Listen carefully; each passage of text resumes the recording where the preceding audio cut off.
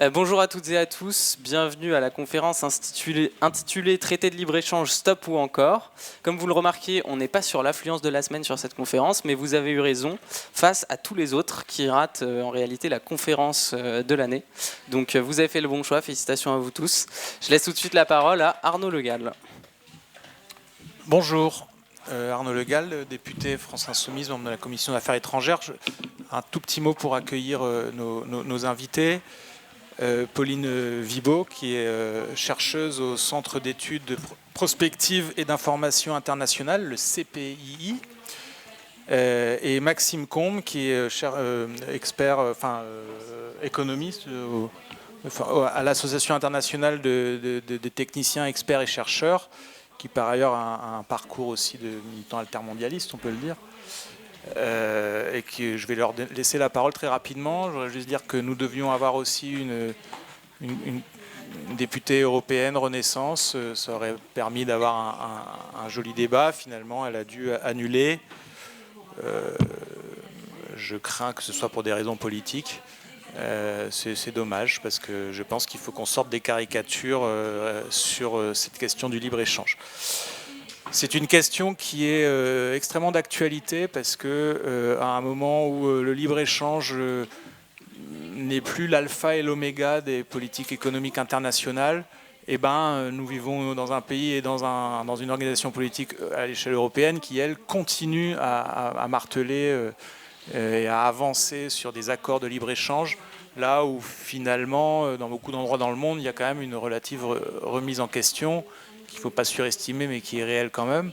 Et donc c'est aussi c'est pour ça qu'on tenait à avoir ce débat dans ce moment politique qui n'est plus celui des années 90 où la question le libre-échange était vu comme quelque chose d'hégémonique et qui n'était même pas questionné. Voilà. Je laisse immédiatement la parole à Pauline Vibaud et ensuite Maxime Combe prendra le relais et je conclurai. Merci à tous d'être là et merci à l'Institut de la Boétie pour l'invitation. Accords commerciaux, stop ou encore, vaste question. Et comme l'a dit Arnaud, en particulier dans ce contexte, je pense qu'avant de commencer à se poser cette question, à y répondre, c'est important de savoir exactement de quoi on parle. Quand on dit accord de libre-échange, je pense qu'on va tous penser à des accords commerciaux qui vont limiter les barrières tarifaires. Donc des baisses de droits de douane, des baisses de quotas ou la suppression de ces barrières tarifaires. Mais ça, c'est ce qu'on appelle, nous en tout cas en économie, des accords traditionnels. Aujourd'hui, ce qu'on va avoir de plus en plus, et ce qui en fait recouvre la majorité des accords de libre-échange qui sont signés, c'est des accords dits de nouvelle génération. Et donc, ce sont des accords qui vont chercher aussi à supprimer des barrières non tarifaires. Pourquoi ? Parce que les droits de douane sont extrêmement faibles aujourd'hui en moyenne et que les barrières non tarifaires, donc que ce soit des normes, des standards, des normes phytosanitaires, ce sont celles qui représentent le gros des barrières au commerce aujourd'hui. Et donc, c'est vis-à-vis de ces normes-là que les accords commerciaux vont avoir un impact. En tout cas, c'est le but. Et donc, ça veut dire qu'on ne va plus seulement se concentrer sur les échanges de biens, mais aussi sur les échanges de services. Il va y avoir la question de l'ouverture des marchés publics qui va être posée. Ça va toucher aussi aux investissements, à la question de la propriété intellectuelle des entreprises qui sont partie prenante dans en tout cas, qui vont être touchées par ces accords commerciaux. Et donc comment ça va se mettre en place ? Ça va se traduire par l'introduction de beaucoup de clauses finalement dans ces accords commerciaux pour imposer des normes et des standards, donc encore une fois des normes sociales, sanitaires, environnementales. Et à quoi ça sert ? En fait, le but finalement, c'est qu'au niveau régional ou entre ces pays signataires des accords commerciaux, on cherche à harmoniser ces normes et ces standards pour justement supprimer ces barrières non tarifaires. Et donc on voit ici que la politique commerciale, finalement, elle est utilisée, mais plus uniquement sur les échanges de biens, plus uniquement en tant que telle. On va aussi toucher à des politiques qui relèvent beaucoup plus de la souveraineté nationale des États, et donc de la politique industrielle, de la politique de concurrence, de la politique environnementale. Et donc c'est un champ beaucoup plus large qui va être concerné par ces accords de libre-échange. Pour ceux qui sont pour ces accords de libre-échange dits de nouvelle génération, l'intérêt, c'est que ça permet, comme je l'ai dit, d'harmoniser les normes et les standards entre les pays signataires. Ça permet en partie une amélioration ou un certain contrôle de la qualité des produits qui vont être échangés, puisqu'on commence à toucher un peu plus au processus de production, puisqu'on peut avoir on a certaines clauses, par exemple, qui vont concerner le droit du travail dans les pays producteurs, ce genre de choses.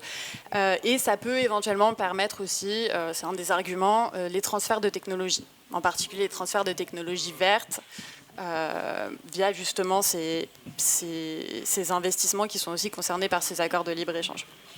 Donc maintenant qu'on a un peu une meilleure image de ce que vont être ces accords de libre-échange, on peut se poser la question en fait, des enjeux de la signature de ces accords et à quoi ça sert, pourquoi les pays cherchent à signer ces accords et quelles vont être les conséquences sur l'économie, que ce soit sociale et internationale. Et à mon sens, on a 3 gros enjeux quant à la signature de ces accords. D'abord, un enjeu géopolitique qui apparaît évident étant donné le contexte international actuel. On a un enjeu environnemental, évidemment, parce que qui dit accord de libre-échange dit plus de commerce, plus de production, plus de pollution. Comment on gère ça avec ces accords commerciaux? Et enfin, on a toujours cette grosse question épineuse de la redistribution des gains en commerce. Est-ce que ces nouveaux accords permettent ou pas de prendre ça en compte? Quel est l'impact sur les économies, que ce soit signataire ou non signataire? Et donc c'est ces 3 enjeux que je vais essayer de détailler ici rapidement, puisque je sais que le temps est compté, même si on n'est plus que 3. Et donc si je prends le premier enjeu géopolitique, on peut le voir d'abord en 2 angles, je pense. Avec la pandémie du Covid-19 et aujourd'hui encore avec la guerre entre la Russie et l'Ukraine, les dépendances économiques des pays sont apparues de manière flagrante, violente. Mais on sait qu'on a des dépendances économiques et on sait qu'il faut qu'on fasse quelque chose là-dessus parce que on peut pas tenir avec que ce soit au niveau des produits finis, donc des masques qu'on ne produit pas et qu'on n'est plus capable d'importer quand les économies se ferment. Face à une crise, on a aussi des soucis d'approvisionnement sur des produits intermédiaires, donc que ce soit des matières critiques, des matières premières, le lithium pour les batteries. Et donc se pose la question de l'approvisionnement de ce type de produits qu'on ne produit pas sur le territoire national, qu'on est obligé d'importer. Et donc là-dessus, les accords commerciaux apparaissent nécessaires. Se pose aussi la question, et aujourd'hui c'est d'autant plus flagrant, du choix de nos partenaires commerciaux, avec qui on veut échanger. Et on le voit aujourd'hui, on a une forte réorganisation, ou en tout cas on a beaucoup de discussions sur une réorganisation des relations commerciales, puisque les tensions géopolitiques sont de plus en plus fortes, la géopolitique prend de plus en plus d'impact, de plus en plus de place dans les relations économiques et dans les relations commerciales.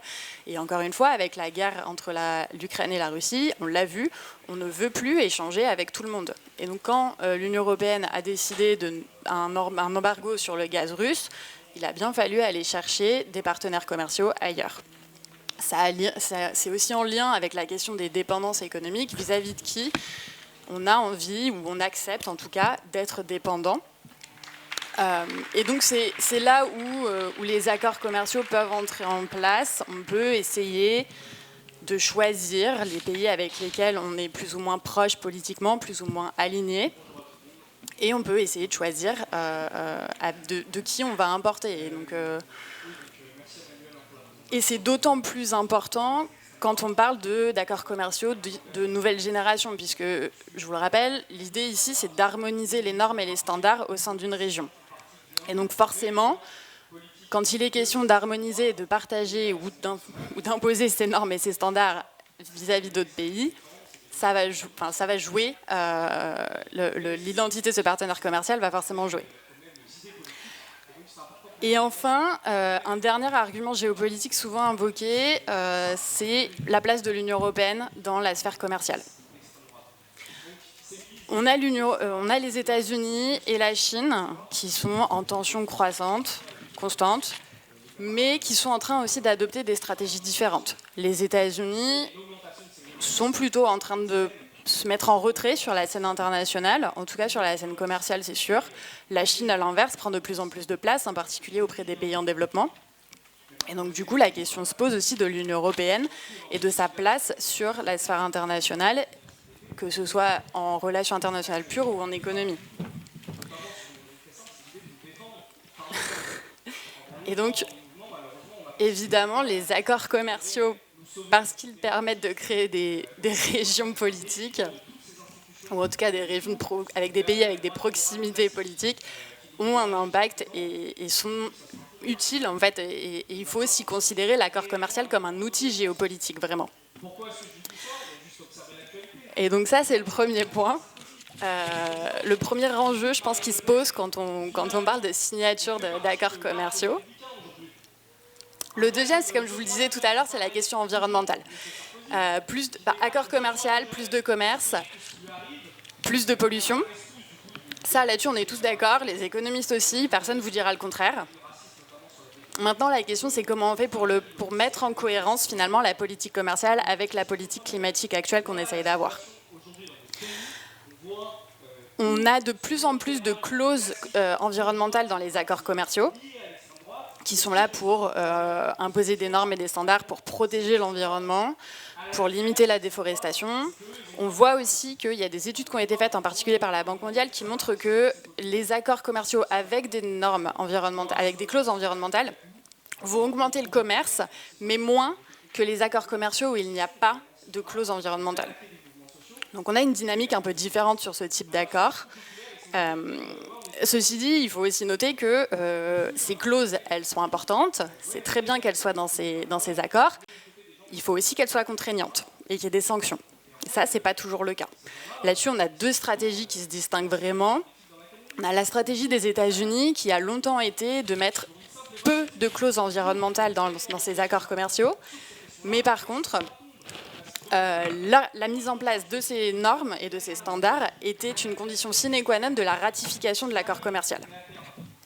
À l'inverse, l'Union européenne met très peu de clauses, ou en tout cas jusqu'à l'an dernier, je pense, mettait peu de clauses environnementales dans ses accords commerciaux. Mettait beaucoup, de clauses environnementales. Mais elles n'étaient absolument pas contraignantes. Le but était de rester dans le dialogue et la coopération. Donc, cette stratégie est en train de changer, en particulier depuis l'an dernier, comme je le disais, depuis 2022, où le respect de l'accord de Paris devient une condition sine qua non du maintien de l'accord commercial. Donc c'est le cas, par exemple, dans l'accord qui a été signé en juillet avec la Nouvelle-Zélande. Maintenant, faut-il encore que les sanctions soient inscrites dans les accords commerciaux. Si les sanctions, elles restent en dehors des accords commerciaux et qu'elles sont encore sujettes à négociation, vous avez encore une fois le rythme de la signature et de l'application de l'accord commercial qui est complètement déconnecté du rythme du changement climatique. Là aussi, on parle encore d'imposer des normes environnementales qui sont les nôtres, qui sont européennes, ça nous plaît beaucoup quand c'est à nous de les imposer aux autres pays. Maintenant, il faut aussi que l'Union européenne elle soit capable de convaincre les gros pollueurs. Les gros pollueurs, c'est qui? C'est les États-Unis, la Chine, l'Inde, l'Union européenne aussi. Donc il faut aussi un pouvoir de négociation assez important pour être capable d'exporter ces normes à l'étranger. Et donc ça, je pense que c'est tout ce que j'aurais à dire pour le plan environnemental. Ce qui va rester comme un gros enjeu, comme toujours, c'est la question de la redistribution. La théorie économique a tendance à dire que le libre-échange, c'est bien, parce que le commerce international permet de gagner en bien-être, comme on dit, en valeur ajoutée, en croissance, et que les gagnants vont compenser les perdants. Bon, je pense qu'on est tous d'accord, et on le sait, c'est pas vrai, ça marche pas comme ça. Les compensations, quand elles existent, elles sont pas suffisantes. Et on l'a bien vu avec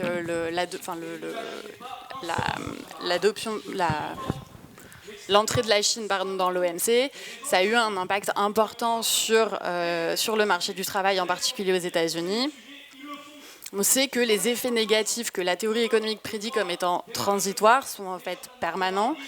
Et là-dessus, on n'est pas forcément capable de les prendre en compte. Ou en tout cas, il faut aussi d'autres politiques publiques que la seule politique commerciale pour gérer les gains et les pertes qui sont liés au commerce international. Et encore, je reviens toujours dessus, mais c'est important aussi de se souvenir qu'on parle d'accords commerciaux, donc de nouvelle génération, mais qui incluent une harmonisation de normes et de standards. Mais souvent, en fait, ils incluent ces normes et ces standards sont le résultat de politiques sociales qui est potentiellement un but redistributif. Donc, c'est des acquis sociaux qui sont très importants. Ça reflète aussi très souvent des préférences en fait nationales et des préférences de consommation. Par exemple, si on prend l'exclusion des OGM dans la nourriture dans l'Union européenne, pour nous, ça nous paraît normal. C'est une préférence qu'on a, on y est attaché et c'est comme ça. Pour les pays étrangers, c'est une barrière au commerce qui n'a pas lieu d'être. Et donc, quand on a des accords commerciaux et des négociations qui sont faites sur ces normes et ces standards auxquels on est très attaché par préférence, par acquis social, par historique, quelle que soit la raison, ça pousse un peu à se poser la question de qui est en train de négocier et quels sont les intérêts finalement qui sont représentés quand on a ces négociations qui sont faites. Et on a plusieurs études, en particulier aux États-Unis, parce qu'on a beaucoup de données sur le lobby des firmes aux États-Unis. Et on sait que ce sont les plus grosses firmes qui vont dépenser le plus et qui vont le plus faire du lobby en faveur des accords commerciaux de libre-échange. Et en particulier de ces accords de libre-échange de nouvelle génération. Et donc forcément, là, la question des intérêts qui sont représentés s'ajoute à celle de la redistribution des gains en commerce. Et juste pour finir, on parle de la redistribution nationale, mais il faut aussi garder en tête l'impact que ces accords commerciaux ont au niveau international. On aura toujours un impact sur les pays qui ne sont pas signataires du commerce. Pourquoi ? Parce qu'on va avoir une diversion du commerce. Les échanges qui se faisaient entre d'autres pays vont se faire principalement avec les pays qui sont membres d'un même accord commercial, que ce soit efficace ou pas au sens économique, de plus ou moins... qui vient de plus ou moins de productivité.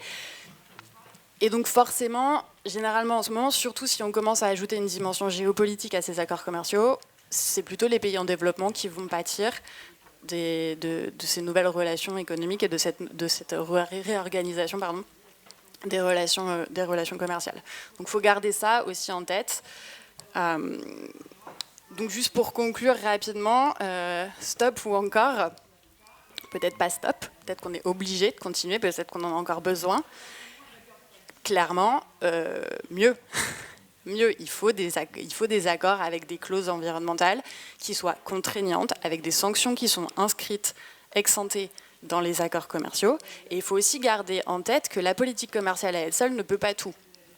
Elle ne peut pas gérer le géopolitique, l'environnemental, et le redistributif à elle toute seule. Il faut qu'elle soit mise en cohérence avec les autres politiques publiques.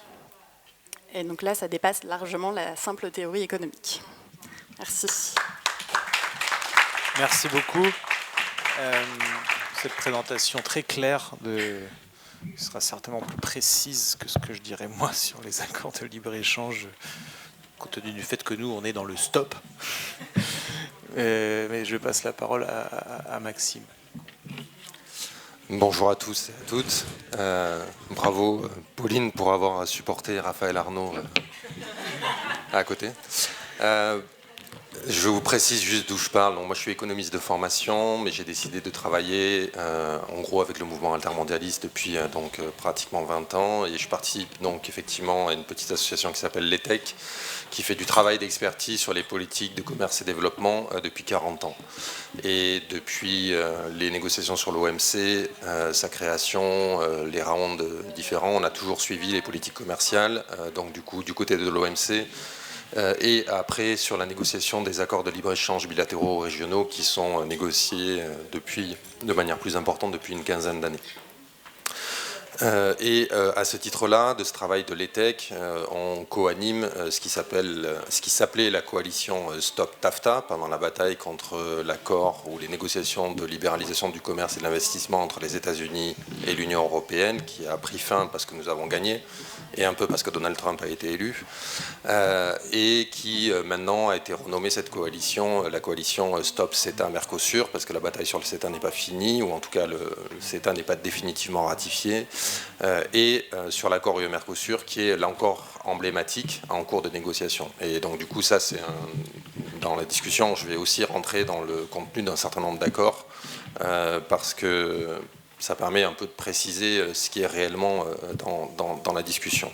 Et au titre de cette coalition, donc, qui regroupe les organisations de la société civile, à la fois syndicales, CGT, Solidaire, FSU, des organisations associatives, les Amis de la Terre, ATTAC, France Nature Environnement, Greenpeace, et j'en oublie plein, et excusez-moi pour elle, mais donc du coup ça regroupe à peu près l'essentiel de la société civile mobilisée sur ces questions-là en France.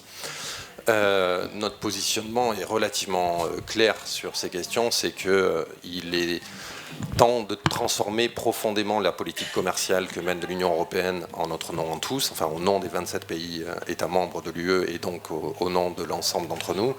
Et pour cela, nous avons tenté beaucoup de choses. Nous avons tenté de faire comprendre qu'il fallait peut-être changer effectivement la façon dont on négociait les accords, ce qu'on négociait dans le contenu de ces accords, qu'il fallait plus de transparence, qu'il fallait plus d'exigences sur un certain nombre de sujets clés, et manifestement la Commission européenne ne comprend pas, ou en tout cas n'a pas envie de comprendre, et ne souhaite pas changer finalement sa doctrine commerciale en profondeur.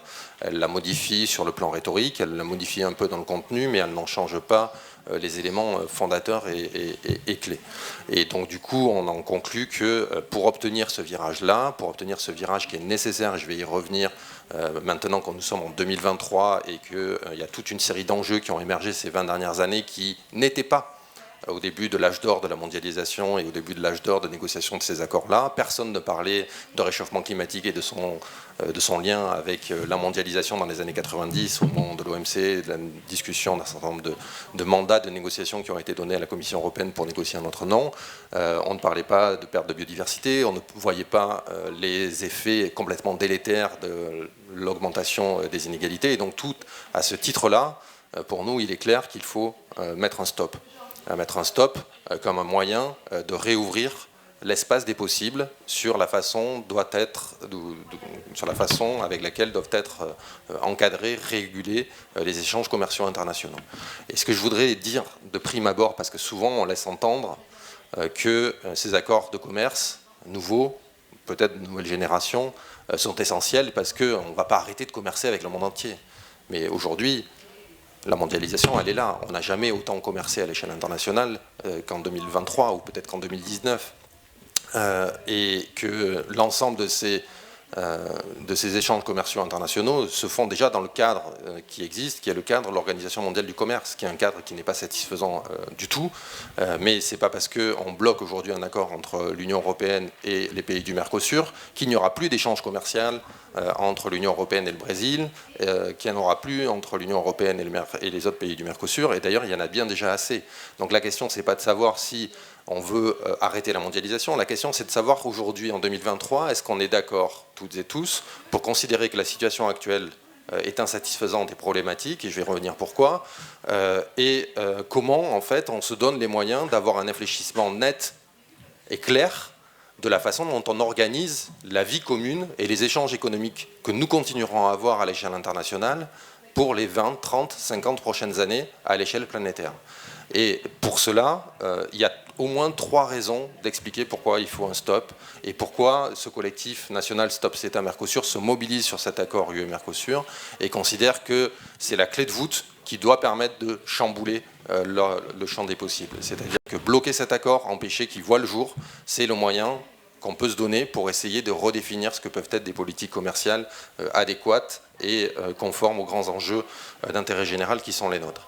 Donc le premier type d'argument, c'est que la situation dont nous héritons en 2023 est le fruit de ces 30 années de libéralisation du commerce et de l'investissement. Et donc les effets de ces politiques-là, les effets de l'Organisation mondiale du commerce, les effets de ces accords bilatéraux tels qu'ils ont été négociés, sont effectivement un accroissement extrêmement important du commerce international, sont un accroissement extrêmement important des interdépendances qui peuvent exister entre l'ensemble des pays de la planète, et que toute une série de promesses qui nous ont été faites autour de la mondialisation heureuse, de cette mondialisation qui allait finalement empêcher les conflits, faire en sorte que la Chine, en devenant membre de l'OMC, allait devenir un pays qui allait se démocratiser, on voit bien que ça fonctionne parfaitement, et que l'ensemble des populations occidentales allaient y gagner en moyenne, et que de ce fait-là, la situation serait bien plus intéressante une fois que cette mondialisation serait développée. Oui, on a vu les conséquences. On voit les conséquences de cette mondialisation, y compris sur le plan politique. Et il y a quand même toute une série d'études et d'éléments qui peuvent montrer que si l'avènement des extrêmes droites, du trumpisme sous ses différentes formes est aussi lié à l'accroissement de ces inégalités, au fait qu'il y a eu des perdants de la mondialisation, au fait qu'il y a eu toute une série de parties de la population qui ont perdu dans ce moment-là. Le deuxième élément autour de ce grand type d'argument, c'est de se rendre compte qu'on est face à un monde aujourd'hui totalement fragmenté, totalement en tension, avec des situations extrêmement complexes dont on nous avait promis qu'elles ne verraient pas le jour, et que, en fait, avec l'Organisation mondiale du commerce, le fait d'intégrer la Chine, le fait d'intégrer l'ensemble des pays importants qui commerçaient à l'échelle internationale, nous allions au contraire construire un monde où les uns et les autres allaient se rapprocher, aller vers le même type de politique publique, que les niveaux de vie allaient se...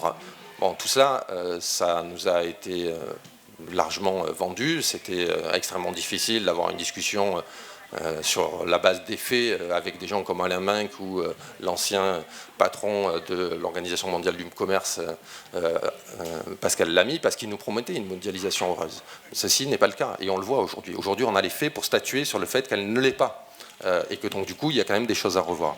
Le troisième élément, c'est finalement les quelques années que nous venons de vivre avec la pandémie et avec la guerre en Ukraine. Il faut bien avoir en tête que la mondialisation nous a été présentée comme le mécanisme ou comme le dispositif et les institutions économiques adéquates et appropriées pour à la fois assurer et garantir notre sécurité d'approvisionnement sur toute une série d'éléments clés, et que ceci était le meilleur moyen d'éviter les pénuries, était le meilleur moyen d'éviter... Bon, et qu'est-ce que nous avons vécu depuis 3 ans? Des pénuries de médicaments, des pénuries de biens essentiels que nous ne produisons plus dans nos pays et que nous avons délégués à l'autre bout de la planète. Non, tout cela n'est pas sérieux, tout cela n'est pas raisonnable. Donc du coup, nous avons à revoir ces règles qui encadrent la mondialisation telle qu'elle existe. Et on reviendra également parce que ces règles sont aujourd'hui de nature problématique du point de vue de la capacité des États à mener des politiques climatiques qui soient à la hauteur des enjeux.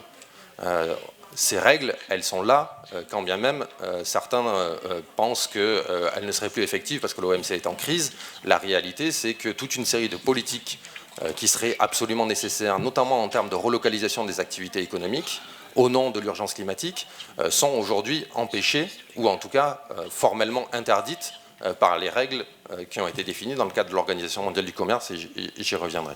Mon deuxième grand type d'argument pourquoi il faut dire stop à ces accords que négocie la Commission européenne en notre nom, c'est parce que, et là je me permets de dire que je ne suis pas tout à fait d'accord avec ce qu'a exprimé Pauline Vibaud, en tout cas sur le plan pratique, pas sur le plan du discours que mène la Commission européenne, c'est que les nouveaux accords de libre-échange qui sont dans les tuyaux vont aggraver cette situation et ne sont pas de nouvelle génération dans l'absolu. Le principal d'entre eux, l'accord UE-Mercosur, les négociations datent depuis 1999. Le mandat que la Commission européenne a en notre nom date de la fin donc, des années 90. Quand vous lisez ce mandat-là, qui n'a jamais été rendu public officiellement, c'est les ONG qui l'ont rendu public, c'est un mandat qui ne parle pas de réchauffement climatique, qui ne parle pas de biodiversité, qui ne parle pas des grands enjeux qui sont ceux du 21e siècle, qui ne parle pas de lutte contre les inégalités. C'est un mandat qui vise à une seule chose, accroître le commerce international, accroître les échanges de biens et services entre le bloc européen et le bloc sud-américain comme étant l'alpha et l'oméga et l'horizon indépassable de l'ensemble des politiques commerciales.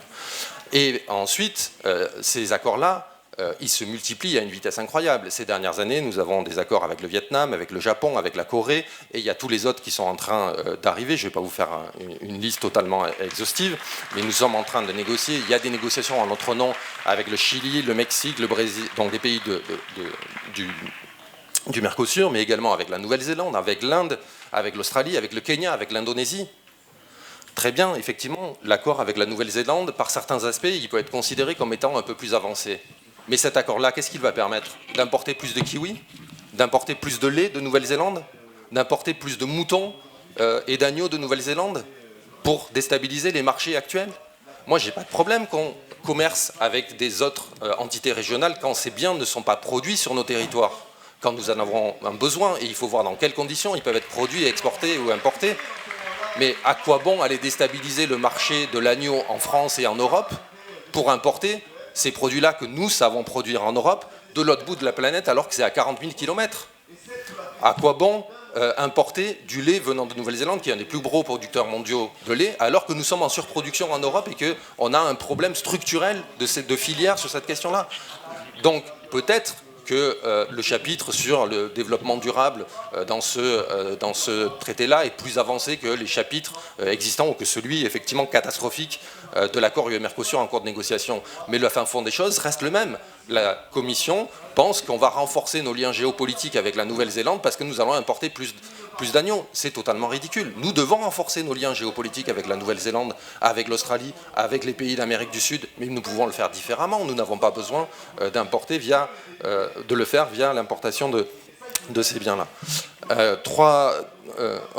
Donc voilà, donc ces accords de libre-échange vont aggraver la situation telle que nous la connaissons aujourd'hui et surtout nous enferment, parce que ces règles sont là et installées pour des années, nous enferment dans un carcan de règles qui sera extrêmement difficile à lever pour mener des politiques alternatives. Aujourd'hui, la Commission européenne nous a dit sur le plan géopolitique, nous ne pouvons pas signer, il n'est pas envisageable que nous signions un accord avec le Brésil de Lula. Parce que Lula, c'est notre ami, parce que Lula, c'est un démocrate, et que c'est mieux d'avoir Lula que Bolsonaro. Oui, le texte de l'accord UE-Mercosur négocié sous Bolsonaro est exactement le même que celui qui est aujourd'hui en cours de négociation ou de finalisation avec Lula.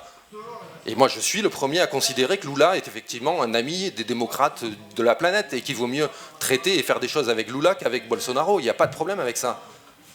Mais si Lula perd l'élection prochaine et que Bolsonaro revient et qu'on a signé entre-temps un accord UE-Mercosur, ce sera un accord avec Bolsonaro. Donc ces accords-là, ils ne sont pas là pour durer simplement le temps d'un mandat électoral, ils sont là pour durer 15 ans, 20 ans, 30 ans. Et ce n'est pas de cela dont nous avons besoin avec les pays du Mercosur. Nous avons besoin d'un accord de coopération sur la protection de l'Amazonie. Mais à quoi bon importer plus de soja? À quoi bon importer plus de bétail? Nous avons besoin d'un accord en matière de lutte contre le réchauffement climatique et de transition écologique ou de transition énergétique. Mettons-leur à disposition les brevets sur ces technologies vertes, dont on peut discuter le bien fondé, mais mettons-leur à disposition ces brevets-là. Nous avons besoin de les aider à faire face aux éventuelles pandémies. Soutenons-les dans leur développement de leur industrie pharmaceutique pour qu'ils ne soient pas dépendants de nos produits pharmaceutiques. Ce n'est pas du tout ce qui est dans les tuyaux. Ce qui est dans les tuyaux, c'est au contraire l'ouverture des marchés publics au Brésil qui va conduire à ce que l'industrie pharmaceutique européenne prenne des marchés à l'industrie pharmaceutique brésilienne qui aujourd'hui serait mise à mal et mise en danger par cet accord-là. 2 ans après la pandémie, c'est ce que nous voulons? C'est pas sérieux. C'est pas sérieux ce qu'on est en train de faire. Donc ça, c'est le deuxième type d'élément. Le troisième, je vais reprendre plus ma casquette économique et je ne vais pas faire trop long, je dois regarder la montre, je te promets, je ne vais pas m'étendre trop. C'est que la mondialisation en elle-même est en train de changer totalement. Nous ne sommes plus au début des années 2000. Nous ne sommes plus dans les années 90. Elle est en train de voler en éclats. Elle est en train de voler en éclats par différents aspects. La mondialisation des années 90 ou des années 2000, quand on prend les indicateurs que sont les indicateurs que les économistes utilisent, c'est-à-dire le degré d'ouverture d'une économie par rapport à l'évolution de son PIB, en gros, donc du coup, on calcule la part des imports-exports par rapport au PIB. Et on regarde comment ça évolue. Et là, dans les années 90-2000, on se rend compte que, et c'est ça qui a caractérisé la mondialisation, et le fait qu'on exprime et qu'on publie beaucoup là-dessus, on était à des taux, en gros, le commerce international augmentait de 4 à 5 fois plus vite que le PIB mondial. C'est-à-dire que chaque fois qu'on ajoutait un point de PIB mondial, on ajoutait 4 ou 5 points de commerce international. Ça s'est arrêté avec 2009 et la crise de 2008-2009. Depuis 15 ans, la mondialisation, à la fois des échanges de biens et services, et à la fois la financière ou le développement des échanges financiers, sont relativement stables, voire une tendance soit un peu à la baisse, soit un peu à l'augmentation. Au point qu'on ne parle plus, y compris entre économistes ou avec le monde anglo-saxon, de mondialisation, on parle de slowbalization, qui a été traduit très bien par nos amis québécois, avec le terme mondialisation. C'est une mondialisation molle. Et ça, c'est la réalité à laquelle nous observons. Est-ce que nous voulons repartir avec une croissance des échanges commerciaux qui soit plus rapide que celle de l'augmentation du PIB mondial? Pas nécessairement, parce qu'en plus, on a un vrai enjeu sur le PIB mondial. Est-ce qu'on continue à le faire augmenter, pas augmenter, ou comment, pour satisfaire quels besoins? Ce sont ça les vraies questions qu'il faut qu'on se pose aujourd'hui. Et par ailleurs, on le voit là avec la nouvelle situation née de la pandémie et de la crise en Ukraine, l'ensemble des déstabilisations des filières internationales. La question qui est posée, c'est pas de savoir comment on les décuple. La question qui est posée, c'est comment on s'assure qu'il y ait des interdépendances, certes, mais pas des dépendances qui nous mettent à mal en situation de cas difficile. Comment peut-on accepter que 80% des produits actifs nécessaires à la fabrication de médicaments soient produits à l'extérieur de l'Union européenne, à l'extérieur du pays? Et le dernier élément, on est face à une opportunité pour changer. C'est-à-dire que je vais parler de quelque chose peut-être un peu technique, mais globalement, les grands blocs aujourd'hui, que sont la Chine, les États-Unis, sauf l'Union européenne qui reste tankée avec sa version totalement idéologisée, sont en train de considérer qu'il ne faut plus respecter les règles de l'OMC. L'Inflation Reduction Act, la politique de lutte contre l'inflation menée par Joe Biden, qui est en fait une politique de protection de son industrie, s'assoit sur les règles de l'OMC. Ils disent, nous allons soutenir notre industrie automobile, nous allons soutenir notre industrie de manière générale, et nous n'allons plus respecter les règles de l'Organisation mondiale du commerce. Que fait l'Union européenne? Elle va voir Joe Biden et dit non, s'il vous plaît, respectez les règles, ce serait mieux quand même pour tout le monde. Mais à partir du moment où il y a des gens qui décident de ne plus respecter les règles, mettons-nous autour de la table et voyons justement comment nous faisons pour inventer de nouvelles règles. Il n'est pas question aujourd'hui d'arrêter de commercer avec les États-Unis ou d'arrêter de commercer avec le Brésil, mais de savoir de quoi nous voulons commercer, à quel titre, et comment nous assurons que ces politiques-là ne sont pas antinomiques ou n'empêchent pas des politiques de lutte contre le réchauffement climatique. Il est clair aujourd'hui et c'est le choix qui a été fait par Biden, de soutenir son industrie locale en utilisant en fait des financements qui vont simplement aux industries nationales et qui n'iront pas aux industries hors États-Unis. Ça s'appelle des clauses de contenu local, on pourra revenir dans la discussion si vous le souhaitez. On va aller nécessairement vers des politiques publiques qui vont démultiplier ces clauses de contenu local. C'est une obligation, et j'ai eu l'occasion de discuter avec des responsables de Bercy, ils en sont convaincus. Donc soit on décide tous de ne plus respecter les règles de l'OMC, et moi je suis favorable à considérer que ces règles de l'OMC sont complètement surannées et obsolètes. Mais dans ce cas-là,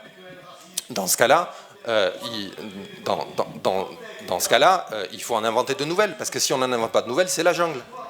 Et la jungle, c'est pas bon, d'une manière générale. Donc on a une opportunité pour changer. La mondialisation est aujourd'hui dans une impasse telle qu'elle a été pensée, réfléchie du point de vue politique, économique et social, et donc il y a une opportunité pour changer. Et ça tombe bien, dans plein de pays aujourd'hui, on a l'essentiel de la population qui ne veut plus entendre parler d'un approfondissement de la mondialisation. En France, c'est à peu près 80%. Et la question qui se pose, c'est est-ce qu'on laisse ce sujet à l'extrême droite, ou est-ce qu'on est capable de le porter, et de le porter dans une version progressiste, y compris avec celles et ceux qui sont favorables à de nouveaux accords de commerce un peu améliorés. Non, abandonnez ça, lâchez ça, et construisons l'avenir collectif dont nous avons besoin, qui nécessite des règles collectives internationales pour encadrer le commerce tel qu'il existe, continuer à commercer ce qui est nécessaire, arrêter de commercer ce qui est superflu, et en tout cas satisfaire des objectifs d'intérêt général que sont la lutte contre le réchauffement climatique, la lutte contre les inégalités, le fait de satisfaire des emplois pour tout le monde de qualité et tout cela. Je m'arrête là et je m'excuse d'avoir été trop long.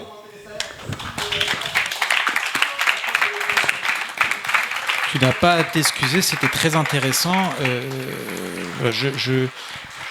On aura 30 minutes d'échange pour répondre aux nombreuses questions. J'imagine que...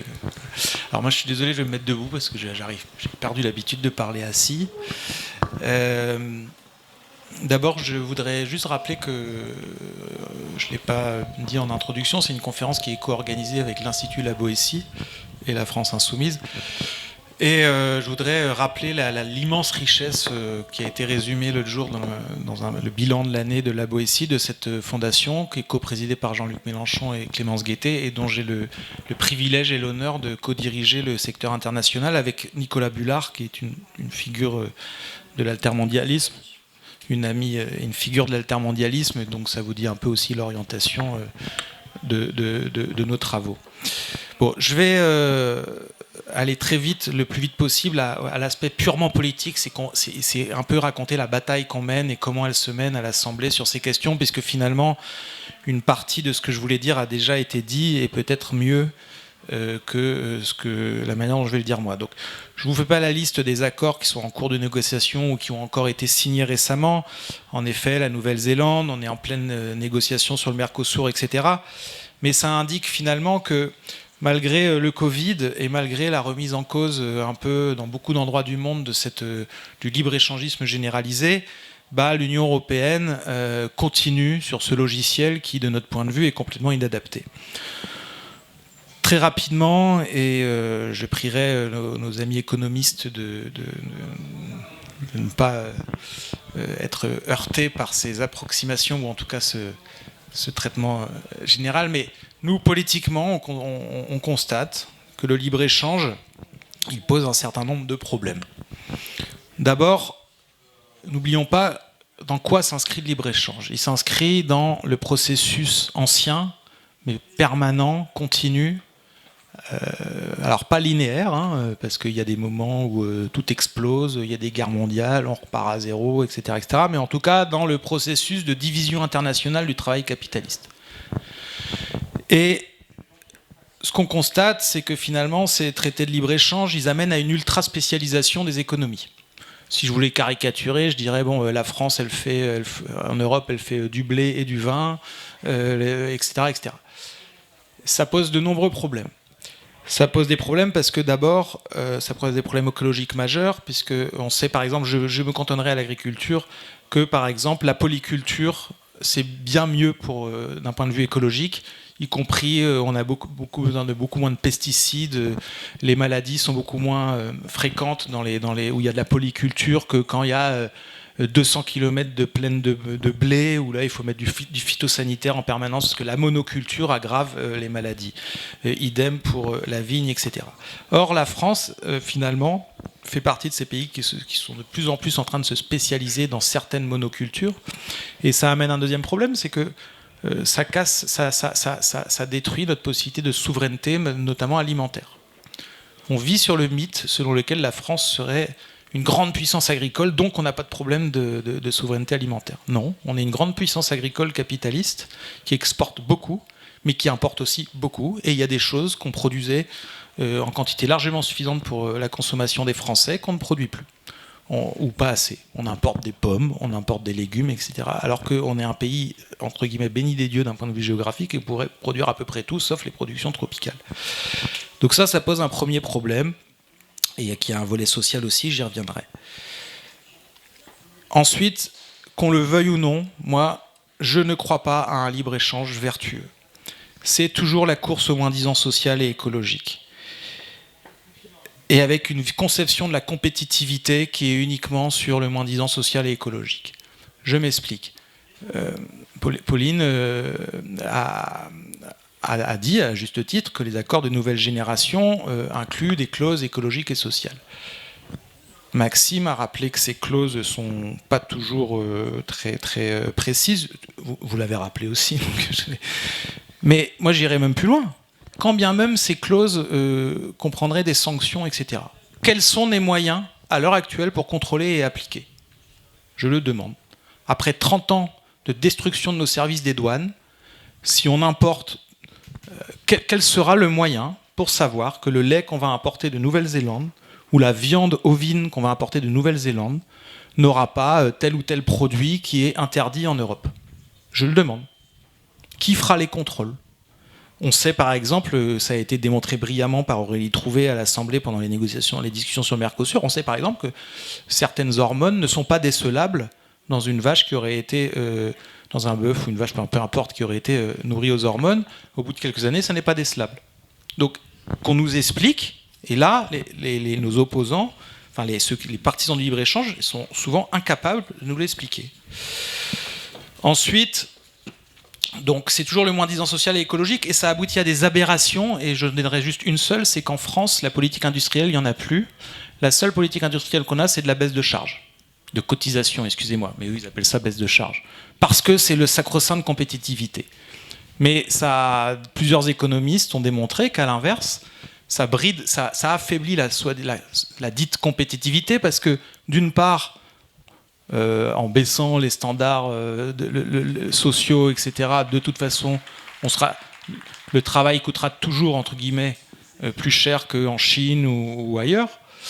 Et d'autre part, ça dissuade complètement les entreprises d'investir dans le renouvellement des outils de production, etc. etc. Donc au final, à très court terme, on gave d'argent public des entreprises pour qu'elles aillent à l'export ou pour qu'elles survivent quand il s'agit de PME. Et au final, de toute façon, elles voient leur capacité, leur outil de production, etc., qui sont pas renouvelés. Par ailleurs, ça rend nos économies complètement, et un certain nombre de secteurs complètement dépendants des cours des marchés mondiaux. Et donc après, on revient parfois dans une logique de subvention. Quel est le sens de faire des accords de libre-échange avec l'Afrique pour finalement subventionner de l'agriculture européenne pour exporter en Afrique, et après, où en fait on truque complètement les choses, parce qu'on subventionne, on détruit des agricultures là-bas, et on fait vivre sous perfusion des agriculteurs ici qui aimeraient vivre de leur travail. Je fais une parenthèse sur l'énergie. Cette dépendance au cours, elle est également géopolitique. Alors, on n'avait pas d'accord de libre-échange avec la Russie sur le gaz, mais on importait du gaz.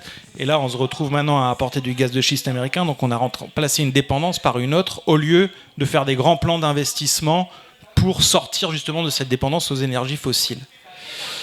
Bref, ce déménagement du monde permanent a par ailleurs, par lui-même, un impact sur le réchauffement climatique, même si on nous oppose toujours que le commerce international, c'est que de mémoire moins de 10% des émissions, c'est 5% de mémoire, mais tu me corrigeras. C'est dur à calculer. Bon, en tout cas, c'est quand même important, c'est pas rien. Et au final, il y a ces accords sont finalement, ça a été dit en creux, une politique de classe. Il y a des gens qui y gagnent, des gens qui y perdent.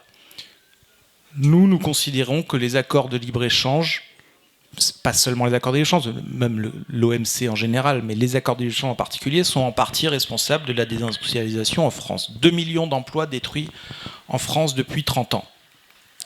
Si on regarde la part de l'emploi industriel dans l'emploi global, et la part de la valeur ajoutée de la production industrielle en France dans la valeur ajoutée globale, on est au plus bas après 6 ans de macronisme. Je renvoie à la note de l'Institut La Boétie sur la politique industrielle de Macron. Donc bref, la politique, le libre-échange est une politique de classe. Et si on prend, par exemple, l'accord de Nouvelle-Zélande, qui va y gagner, qui va y perdre? Je me lance dans une prospective. Qui va y gagner? Évidemment, les multinationales. Tu l'as dit, c'est les multinationales des États-Unis qui font le plus de lobby pour le libre-échange, puisque évidemment, elles ont une capacité à aller gagner des parts de marché dans le monde. Les multinationales européennes spécialisées dans les biens et services, dans la gestion des politiques publiques, dans les transports publics, etc., vont peut-être gagner des marchés en Nouvelle-Zélande. En retour, qu'est-ce qui va se passer pour nos producteurs ovins? Moi, je discutais encore récemment, il se trouvait que j'étais de passage en Bourgogne avec un producteur ovin en Bourgogne. Il est très inquiet.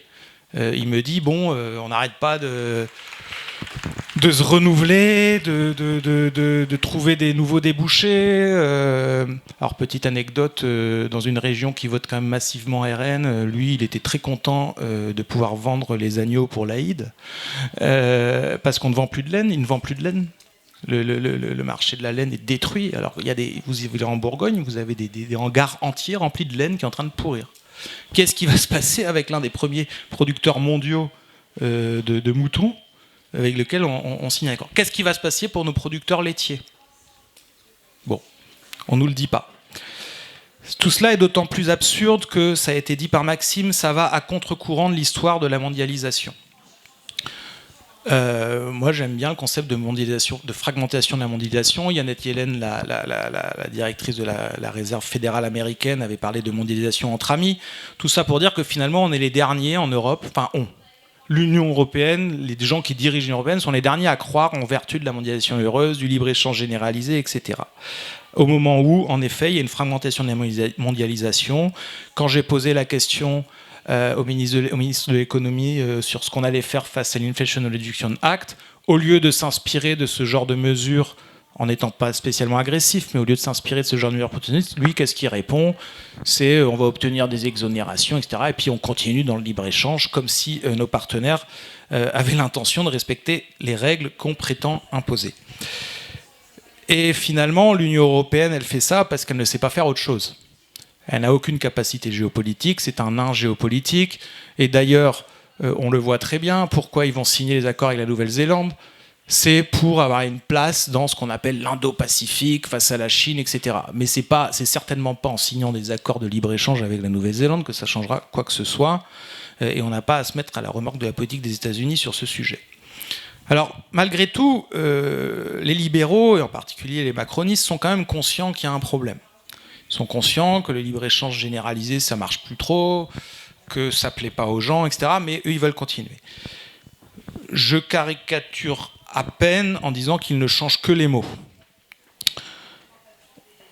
Ils proposent, moi, ce qu'on appelle les accords de libre-échange de nouvelle génération, moi j'appelle le libre-échange reconverti. C'est-à-dire tout changer pour que rien ne change, puisque je l'ai dit, dans la plupart des clauses, elles sont non contraignantes, que si elles sont contraignantes, on n'a pas les moyens de contrôler et donc de les appliquer. Et donc, par exemple, dans les débats sur le Mercosur, quand on a eu le débat à l'Assemblée, tout tournait autour finalement de la clausion du respect des accords de Paris et de quelques clauses sociales. Dès qu'on voulait rentrer dans les débats sur, alors débat non contraignant, je le précise et je vais y revenir, on discutait une résolution, dès qu'on voulait rentrer dans les débats sur les moyens concrets d'appliquer ces mesures, ces clauses, etc., il n'y avait plus rien. Et on est renvoyé à de la caricature. Le ministre du Commerce, Olivier Bèche, m'a répondu, puisque moi j'étais intervenu pour le groupe de la France Insoumise pour dire tout le mal que je pensais de l'accord du Mercosur. Il nous a répondu que nous, de toute façon, ce qu'on voulait, nous, c'était l'isolement. On voulait l'isolement, donc premier point, ces gens croient ou font mine de croire qu'il n'y a pas de commerce international sans libre-échange. C'est totalement faux. Je voudrais rappeler ici que après la Deuxième Guerre mondiale, il y a eu une nouvelle architecture du commerce international. Il y aurait beaucoup à en dire, elle a beaucoup évolué en mal, etc. Mais au départ, il y avait quand même quelques objectifs ambitieux. Il y a même eu des gens qui ont un jour travaillé sur ce qu'on a appelé une charte de la Havane. Pour le point Godwin, sympathie avec les régimes totalitaires, je précise que c'était une charte de la Havane, discutée à la Havane bien avant que Cuba soit castriste.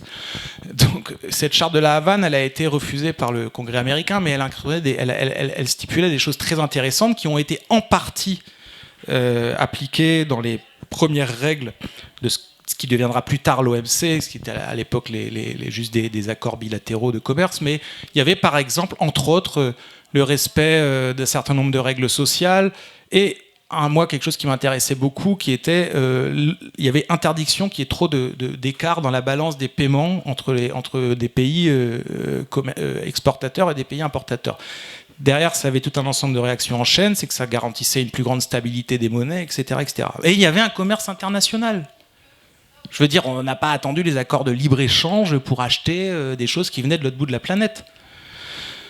Deuxième remarque d'Olivier Bèche, qui, à mon avis, est très évocatrice sur son mépris des travailleurs et sur le mépris et sur le fait que les travailleurs de l'industrie notamment sont les grands sacrifiés de cette histoire et qui s'en fichent, c'est qu'il m'a répondu: de toute façon, vous voulez que les Français payent plus cher leur télévision, payent plus cher et ne puissent plus les acheter.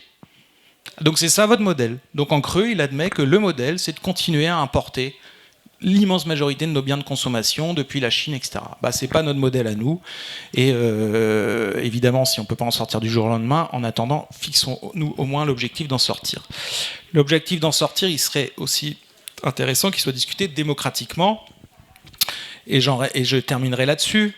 Ce qui est le plus marquant, finalement, d'un point de vue politique, dans ces accords de libre-échange, c'est qu'en fait, ils ne sont plus débattus, en tout cas, ils ne sont plus décidés au niveau national. Et ça, c'est inacceptable. On a délégué à la Commission européenne le pouvoir de négociation. Et alors maintenant, il faudra que nos deux spécialistes rentrent plus dans les détails, mais il y a ce qu'on appelle le découpage. C'est-à-dire qu'en découpant l'accord en plusieurs parties, ils peuvent faire que ce qui est ratifié au Parlement européen, négocié par la Commission européenne et ratifié au Parlement européen, ne passe plus par les parlements nationaux. Et ça, c'est inacceptable. Qu'ils continuent à négocier des accords de libre-échange, ok, admettons, ils sont au pouvoir, c'est leur choix, mais à minima, les parlements nationaux doivent voter. Donc nous nous battrons et nous exigerons, j'ai écrit une question écrite pour demander que l'accord avec la Nouvelle-Zélande soit soumis au Parlement en France, et nous nous battrons pour que le Mercosur, le jour venu, soit soumis au Parlement en France.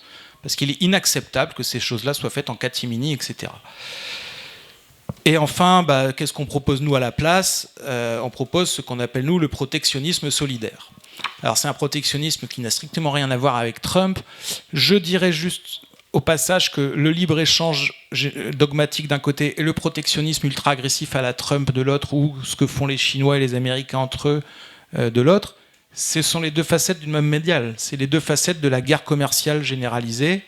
Un coup on est libre-échangiste, un coup on l'est pas, et un coup on a un capitalisme très mondialisé, un coup on a un capitalisme un peu plus nationalisé. C'est pas ce que nous on propose. Nous on propose un protectionnisme écologique et solidaire qui inclut, qui soit une des conditions à la relocalisation, qui rendra possible la relocalisation d'un certain nombre de productions.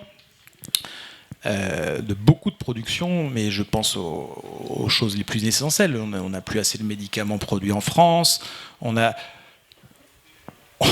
subventionne des batteries, on subventionne de l'achat de voitures électriques. Je suis membre du comité de suivi du plan de relance.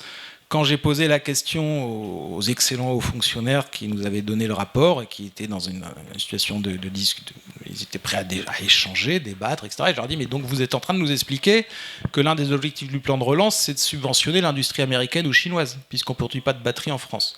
Je ne rentre pas dans le débat de savoir s'il faut faire des voitures électriques et tout, mais bon, là, blanc, quoi. Oui, non, c'est pas complètement ça. Si, c'est ça qui dit l'autre. Voilà, donc il faut reproduire en France. Faut pas avoir honte de le dire. C'est pas être nationaliste que de dire ça, c'est une nécessité absolue. Pour ceux qui veulent en savoir plus sur ce qu'on entend nous par protectionnisme écologique et solidaire, vous l'aurez beaucoup plus détaillé dans le contre-projet qu'on a produit à la loi pour la réindustrialisation verte, qui est une loi complètement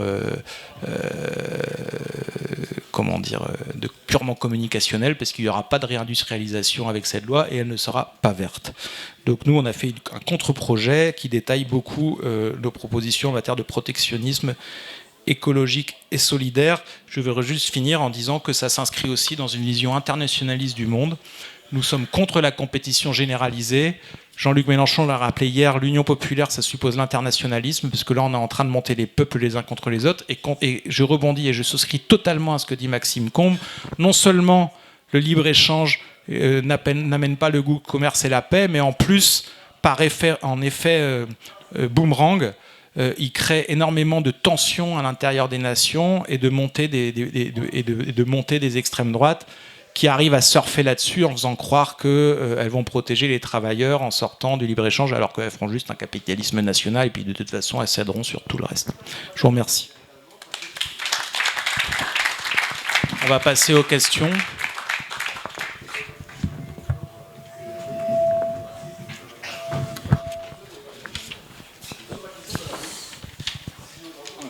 Merci beaucoup pour la qualité de vos interventions. Moi j'ai une question, en fait je découvre plus ou moins le sujet, donc ma question peut paraître un peu naïve. J'ai l'impression qu'on voit toujours ce problème par le biais de pays en développement, de pays exportateurs de biens, de produits finis. Ma question c'est qu'en est-il des pays qui sont pratiquement pas exportateurs, ou au meilleur des cas exportateurs de matières premières, de métaux, de minéraux, de tout ça. Naturellement, le libre-échange, il est encore beaucoup plus agressif pour ces pays que pour les pays qui ont quelque chose à négocier.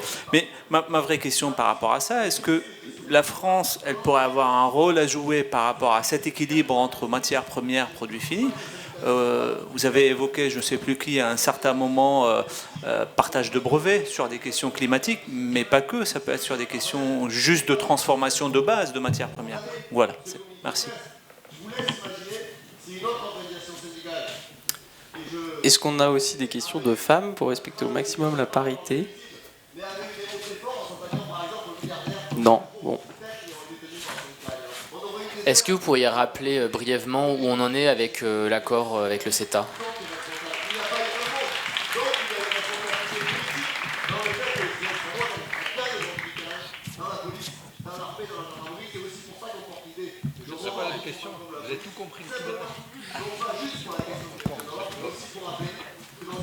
Merci.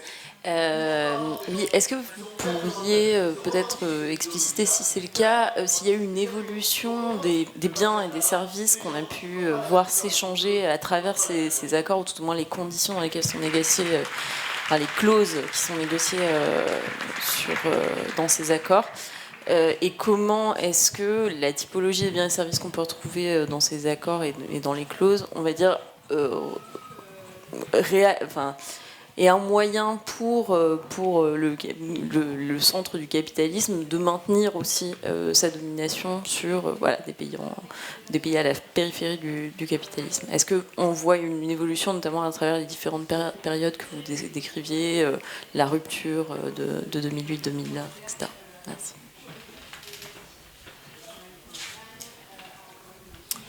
Merci. Comment est-ce que... vos interventions, en tout cas la partie que j'ai entendue, me renforcent un peu dans l'impression que j'avais déjà qu'il y a une espèce de forme soit de naïveté, soit de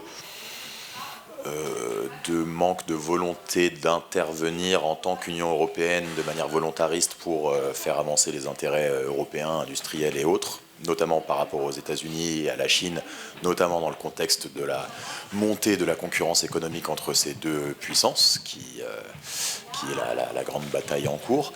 Comment vous expliquez en fait cette naïveté ou ce manque d'interventionnisme? Est-ce que c'est des logiques politiques internes, cette espèce de fédéralisme? Est-ce que c'est...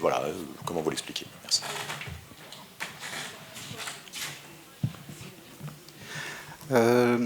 Comment je vais formuler ça? Finalement, les institutions, c'est des institutions, les accords de libre-échange, etc., qui sont liés à un ordre international sous hégémonie américaine. Or là, on est en train de vivre le changement de l'ordre mondial avec la montée des BRICS. Donc ma question, ce serait, comment se positionnent les BRICS par rapport à ces accords? Est-ce qu'ils jouent le jeu ou est-ce qu'ils sont dans l'idée de construire complètement... une nouvelle manière d'organiser l'échange international et de jeter à la poubelle en fait tous ces outils.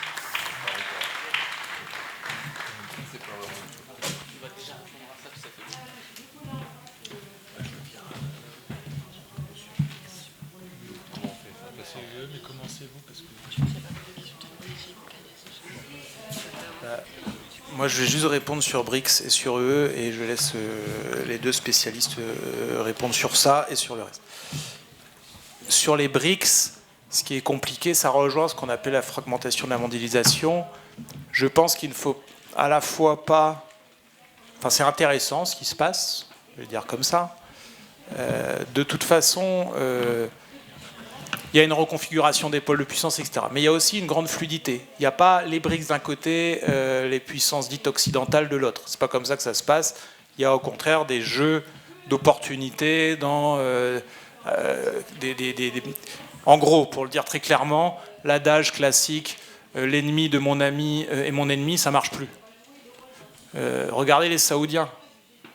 Ils ont de très bonnes relations avec les États-Unis. Alors, de temps en temps, c'est un peu tendu, mais enfin, bon, historiquement, ils ont de très bonnes relations avec les États-Unis. Et ils sont une des clés du pétrodollar, qui est une des clés de voûte du maintien de la valeur du dollar. Une des clés de voûte, pas la seule. Et pour autant, ils ont d'excellentes relations avec la Russie et avec la Chine, désormais, qui a aidé à rétablir un peu leurs relations avec l'Iran. Donc, tout ça, voilà. Donc, ça, c'est sur le plan géopolitique. C'est un jeu fluide, on n'est pas dans le retour d'une guerre froide ou quoi que ce soit. Tout le monde parle avec tout le monde et tout le monde est en compétition avec tout le monde. C'est un cocktail extrêmement qui peut être intéressant, mais qui est aussi extrêmement explosif. Et donc, ce qu'il faudrait, c'est une sortie organisée de la mondialisation néolibérale. Je ne suis pas sûr que ce qui se profile soit une sortie organisée de la mondialisation libérale, surtout si, mais je vais pas détailler ça, mais surtout si on tient compte des énormes défis écologiques qui arrivent et qui concerneront tout le monde et qui vont chambouler des zones entières de la planète. Sur le plan strictement économique, les BRICS sont une alternative sans l'être.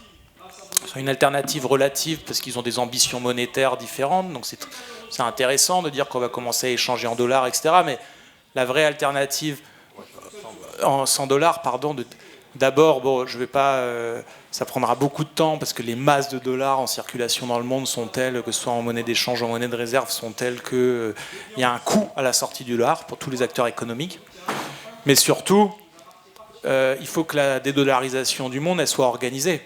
Et donc c'est pour ça que nous, risque de paraître très utopique, mais finalement Keynes l'était aussi, et c'était pas un imbécile, on est pour une vraie monnaie mondiale commune. Pas pour qu'une monnaie régionale ou nationale prenne alternativement la place du dollar, parce que ça va être juste la guerre monétaire généralisée, et Dieu sait si l'hégémonie du dollar, c'est pas notre tasse de thé, mais on n'est pas pour qu'il y ait quelque chose de pire.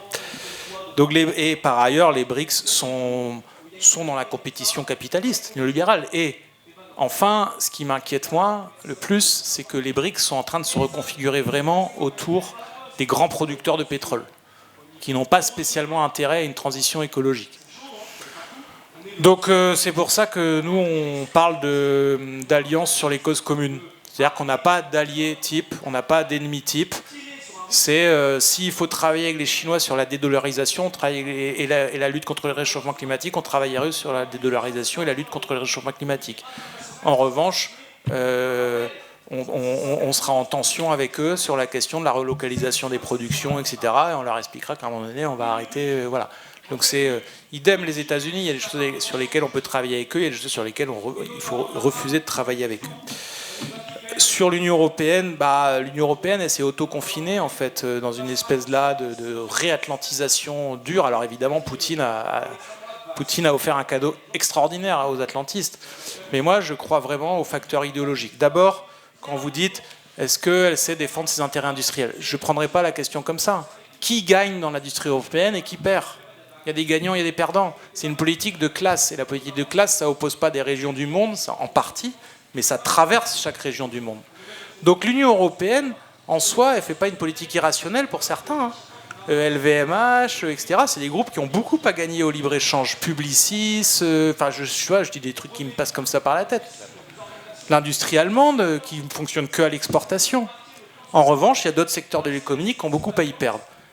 Mais le point clé là-dedans, c'est surtout que là où, en effet, il y a les intérêts, entre guillemets, de l'Union européenne, en tout cas des peuples européens, sont bafoués, c'est qu'en faisant ça et en misant tout sur une économie d'exportation et tout, on n'investit pas du tout dans le renouvellement de nos infrastructures, dans la planification écologique, etc. Ou en tout cas pas suffisamment.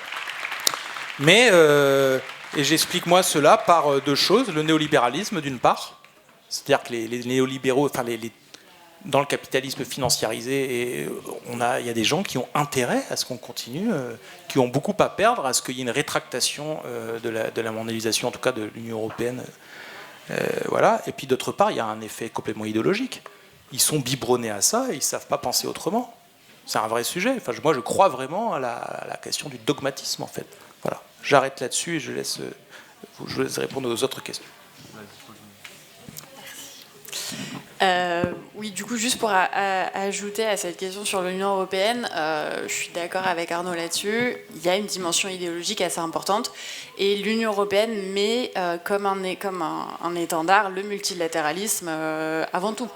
Et là-dessus, c'est une des seules grosses entités à pousser pour une réforme de l'OMC, alors que tous les autres pays sont en train de dire que l'OMC est mort. Il n'y a que l'Union européenne qui pousse pour que l'OMC soit renouvelé, pour que le multilatéralisme soit maintenu. Et je pense qu'elle est engagée dans cette voie, et en espérant que ce soit une troisième voie, je ne sais pas, entre les États-Unis et la Chine, mais en effet, elle s'est auto-confinée dans cette façon de penser-là. Et les politiques, du coup, doivent aller dans ce sens, quoi. Donc c'est comme ça que à mon sens, c'est comme ça que j'interprète les choses. Pour ce qui est de l'évolution sur les biens et les services qui sont échangés, je pense pas que ça réponde entièrement à la question, je pense que Maxime pourra étoffer, mais les accords commerciaux et de manière générale le commerce approfondit la spécialisation des pays. Et donc si on fait, typiquement dans le cas de l'Union européenne et du Mercosur, si cet accord commercial passe, il est très souvent caricaturé comme étant un accord voiture contre... voilà, viande contre voiture, merci. Mais c'est très certainement ce qui va se passer. Évidemment qu'en faisant un accord commercial comme ça, on va avoir une augmentation de la production de voitures dans l'Union européenne, probablement en Allemagne, un peu en France. Et surtout, il y aura une augmentation de la production bovine et agricole de manière générale dans les pays du Mercosur. Ça, c'est sûr. C'est comme... En tout cas, la théorie économique, qu'elle soit purement théorique et empirique, généralement va dans ce sens-là. Je pense que Maxime sera d'accord avec moi. Donc oui, ça pousse les accords commerciaux et de manière générale les échanges poussent et forcent les spécialisations des pays en fonction des produits et des services qui sont échangés, ça c'est sûr. Alors, en gros, pour poursuivre là, sur ce point économique qui a été énoncé, si vous voulez accroître le commerce international entre deux entités géographiques, entre deux pays, et que cela ne génère aucune transformation de la structure économique d'aucun des deux pays, il faut que les deux pays soient de nature totalement équivalente en termes de secteurs concernés. Et c'est le seul moyen avec lequel vous pourriez avoir un commerce qui puisse éventuellement bénéficier aux deux entités. À partir du moment où vous êtes sur des pays de nature totalement différente, tels que c'est entre l'Union européenne et les pays du Mercosur principalement agro-exportateurs, avec une petite industrie brésilienne, une petite industrie... Enfin, petite, mais à la fois, c'est des seuls qui produisent des avions à l'échelle internationale avec nous, quoi, et les Américains, et un peu de la Chine, mais aussi avec une industrie de l'automobile, mais qui est beaucoup moins compétitive que l'industrie européenne. À partir du moment où vous mettez en concurrence des niveaux et des secteurs à des niveaux de compétitivité si différents, nécessairement vous allez approfondir la spécialisation et déstabiliser les marchés tels qu'ils fonctionnent actuellement sur ces secteurs-là. Mais je ne voulais pas prendre mon temps pour compléter ça. Quelques éléments. Sur le CETA, le CETA, c'est ce qu'on appelle un accord mixte. Donc cet accord entre l'UE et le Canada, qui est un petit peu le petit frère de l'accord UE-États-Unis qui était en cours de négociation. Cet accord-là, donc, il comprenait à la fois des dimensions qui sont de compétences exclusivement européennes, c'est-à-dire qu'à travers les traités de l'Union européenne des années 90, mais aussi le traité de Lisbonne de 2007, en gros, toute la partie qui concerne le commerce international est de compétences exclusives de l'Union européenne. C'est-à-dire l'Union européenne négocie au nom de 27 États membres et ça n'a besoin d'être ratifié uniquement par les institutions européennes, donc le Parlement européen. Le CETA, c'était un accord mixte qui mêlait à la fois des éléments de ce type-là et des éléments principalement sur les enjeux des investissements et de régulation ou de dérégulation des investissements. Et donc du coup, le traité a été ratifié par les institutions européennes et le Parlement européen. Donc toute la partie commerciale s'applique et toute la partie investissement, normalement, ne s'applique pas et attend la ratification au niveau des États nationaux. Et pour l'instant, il y a toute une série d'États, notamment la France, qui n'a pas ratifié. Emmanuel Macron se garderont bien d'inscrire ce dossier à l'agenda du Sénat avec les Républicains parce qu'ils savent que ce ne serait pas voté. Et donc du coup, en gros, tout le monde est en France assez content qu'on ne parle plus du CETA en fait pour l'instant. Donc on est dans une situation un peu stratosphérique où on a négocié un accord et il y a une partie de cet accord-là qui n'est pas appliquée ou qui n'est pas appliquée pour une partie d'entre elles encore de façon provisoire. Enfin bon bref, je vous passe les détails. Mais c'est sur le CETA on pourrait discuter en aparté si vous voulez être plus précis. Sur l'évolution des biens et services échangés, juste un mot supplémentaire par rapport à ce qui a été dit, c'est qu'il y a une nouveauté ces dernières années qui n'était absolument pas présente dans les années 90 et notamment dans le cadre de l'OMC, c'est que la question du numérique est en train de transformer fondamentalement et profondément la nature du commerce international par tous les aspects possibles et inimaginables, par les Amazones, mais pas uniquement. Et c'est un enjeu décisif des années prochaines d'être soit via l'OMC, soit via d'autres espaces, qui est des régulations et qui est des éléments de coordination internationale sur la façon dont le numérique est en train de transformer le commerce international. Là aussi, je ne fais pas trop long parce que je crois qu'on arrive au bout du temps et je ne vais pas parler 2 fois plus que mes camarades. Sur la question des BRICS, juste pour ajouter, je ne sais pas pourquoi il y a eu un emballement médiatique toute cette semaine en France sur les BRICS, ou la semaine dernière du coup. Parce que Macron, voilà. Mais clairement, ce que je vous ai expliqué sur la transformation de la nature géopolitique et de la mondialisation telle qu'elle existe aujourd'hui, les BRICS y contribuent. Mais parler des BRICS de façon monolithique, vous parlez de choses complètement différentes. Il n'y a pas d'ailleurs de zone de libre-échange entre les BRICS, entre eux. Il y en a pour partie entre eux, mais pas au nom des BRICS. Et puis, quand vous discutez de la Chine et l'Afrique du Sud, vous parlez de 2 pays qui n'ont absolument pas la même dynamique. Quand vous parlez de la Chine et de l'Inde, c'est 2 pays qui s'opposent bien plus sur toute une série de sujets que ce qu'ils sont d'accord. Et le Brésil là-dedans, qui est finalement la seule démocratie vivante actuelle au sein des BRICS avec l'Afrique du Sud. Bon bref, donc du coup c'est absolument pas monolithique et c'est voilà, donc ayez bien ça en tête, emballement médiatique, et on parle de quelque chose qui en fait ils se réunissent entre eux, ils ont des envies, ils ont des perspectives, mais en tant que tel aujourd'hui il n'y a pas 3 pôles ou 4 pôles qui seraient la Chine en tant que telle, les États-Unis, l'Union européenne, et puis il y aurait les BRICS qui joueraient un rôle aussi. Enfin, ça ne fonctionne pas comme cela. L'autre chose sur laquelle je veux insister, c'est sur la naïveté de l'Union européenne. Alors moi, ce terme de naïveté qui est aujourd'hui repris par tout le monde ne me convient absolument pas. Il y a une inertie institutionnelle et pour partie idéologique qui est liée au fait qu'il y a des traités européens qui définissent ce que doit être la politique commerciale européenne. Et donc, dans ces traités-là, il est clair que l'Union européenne poursuit une politique de libéralisation et d'intégration économique au niveau international via l'OMC et des accords de libre-échange. Et donc, c'est ça qui fonde le cadre et pour très largement la doctrine de l'Union européenne en matière de commerce international. Donc ça nécessite, si on décide de le revoir, je pense, d'une manière ou d'une autre, qu'à un moment donné, la doctrine soit transformée. Ces dernières années, on montré que l'Union européenne était capable de changer ou d'avoir des ajustements de doctrine relativement significatifs sans modifier le contenu de ces traités fondateurs. Est-ce que c'est possible sur la question du commerce ? J'en sais rien, mais pour l'instant, en tout cas, elle ne fait pas la démonstration. Et après, il y a 2 justifications principales qui poussent l'Union européenne à continuer à négocier tous les accords qu'on a pu évoquer.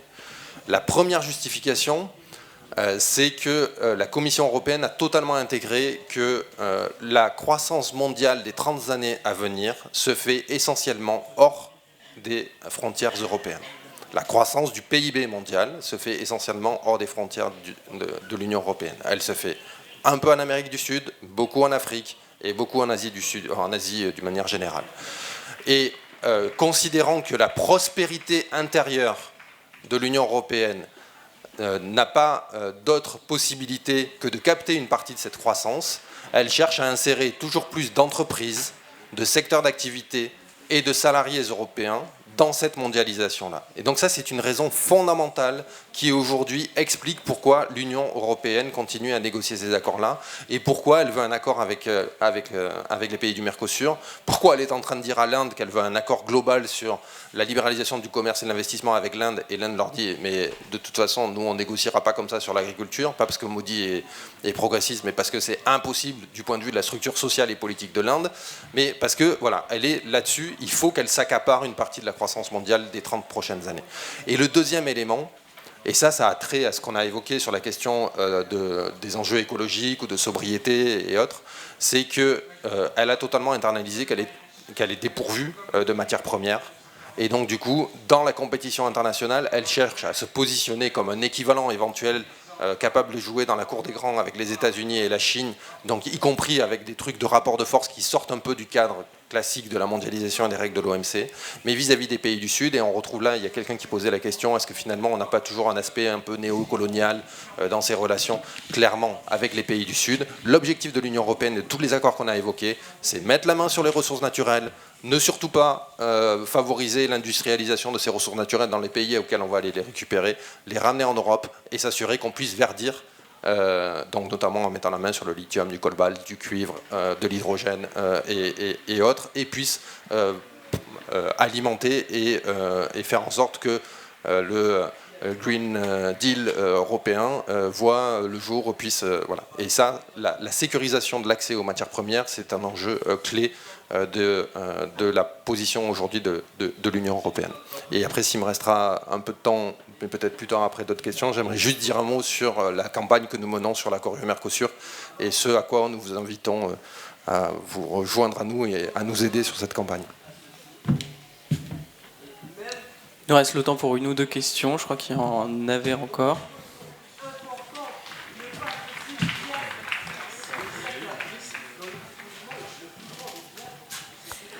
Bonjour et merci pour vos interventions. Du coup, moi, c'est un sujet que je connais pas bien, donc ma question elle sera peut-être un petit peu naïve. Mais je me demandais comment est-ce qu'on peut continuer à échanger au niveau international, comme vous l'avez expliqué, sur les biens nécessaires qu'on ne peut pas produire en France. Moi, je pense surtout à la production agricole, mais aussi d'autres biens, tout en favorisant la souveraineté des pays et sans induire cette ultra-spécialisation. En gros, comment sortir du libre-échange tout en continuant à pouvoir s'approvisionner sur les biens qu'on ne peut pas produire en Europe.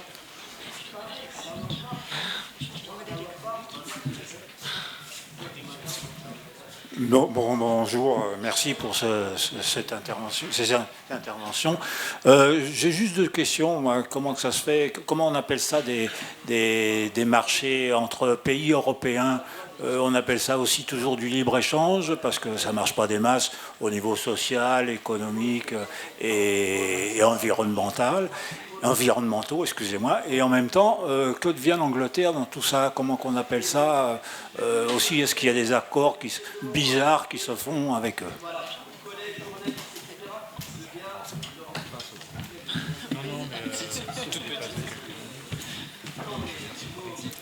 Merci.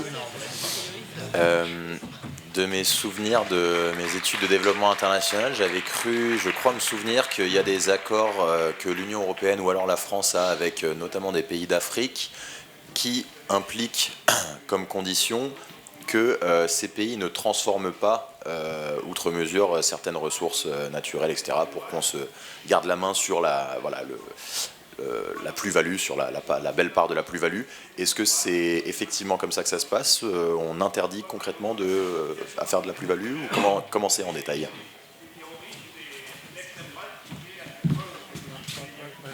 Je réponds très brièvement à l'intervenante sur...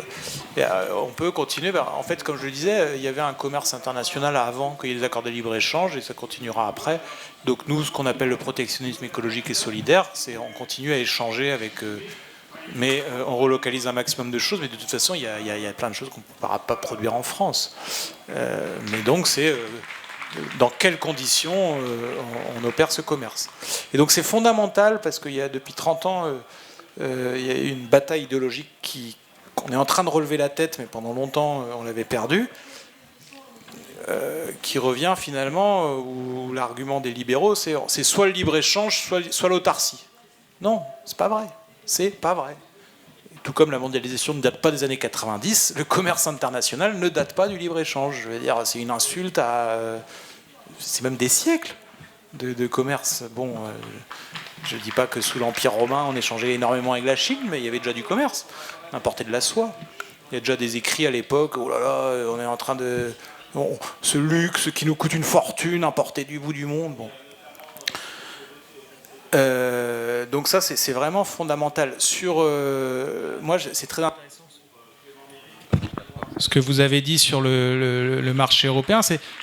On ne parle plus de libre-échange, ils vont me corriger si je me trompe, mais on ne parle plus de libre-échange dans l'Union européenne puisque c'est un marché intégré. Donc il n'y a même pas besoin...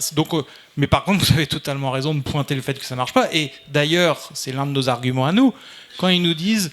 on va mettre des clauses sociales, des normes européennes et tout. Mais discutons de ces normes. Elles sont déjà extrêmement insuffisantes. L'Europe, à l'intérieur de l'Europe, il y a déjà un dumping social organisé. Ça passe souvent par des figures obligées comme travailleurs détachés, etc. Parfois, c'est un peu simplifié, mais grosso modo, c'est déjà un dumping organisé à l'intérieur de l'Europe. Combien de délocalisations depuis la France ont lieu à l'intérieur de l'Europe? Là, je n'ai pas les chiffres en tête, mais il y en a un grand nombre. C'est pas que on se focalise toujours sur la Chine, etc. Mais la compétition, elle est organisée. Mais ce qui est très grave, c'est que c'est une compétition constitutionnalisée. C'est gravé dans les textes. Et sur les accords post-Cotonou, post-Cotonou, moi je vais laisser Maxime ou Pauline répondre sur le fait de savoir s'il est inscrit que c'est interdit. Ça, j'en sais rien, j'ai pas en tête honnêtement. Par contre, en revanche, c'est que ça rend impossible. C'est-à-dire que quand vous rendez des pays totalement dépendants d'une économie d'exportation dans laquelle ils se sont déjà enfermés, mais vous rendez impossible un développement économique endogène. Et moi, j'ai pu le constater au Burkina, mais je ne vais pas détailler ça, parce que mais on peut se prendre encore quelques minutes, je pense. Il n'y a personne là, qui frappe à la tente. Donc, Sur Cotonou, sur le Brexit, on te laisse la plus facile. Non, mais moi je veux parler de Mercosur et de la campagne qu'on est en train de mener. Non, mais sur les accords Cotonou, post-Cotonou, je peux pas faire ça en 10 secondes. Enfin, c'est trop compliqué. Enfin, il faut expliquer d'où ça vient, qu'est-ce qui est en train d'évoluer, qu'est-ce qui a pas. Bon, voilà. En gros, on va pas vers le meilleur. Il faudrait faire différemment. Et pour l'instant, enfin. Je vais prendre qu'un exemple, mais le Sénégal avait une agriculture et une production suffisante en poulet. À partir du moment où on leur a dit qu'on allait importer plus de leurs produits, aujourd'hui on leur envoie nos bas-fonds de poulet et on a détruit leur production locale. Enfin, c'est complètement ridicule. Et c'est globalement comme ça dans chacun des pays où on va trouver des exemples de ce type-là. Donc ça va pas du tout. Bon, j'arrête là. Sur le Brexit, en fait. Le Brexit est consubstantiel à la signature d'un accord de fait de libre-échange entre le Royaume-Uni et l'Union européenne. Mais on partait du fait que le Royaume-Uni était partie prenante du marché intérieur européen. Donc du coup, en fait, on n'est pas dans une phase...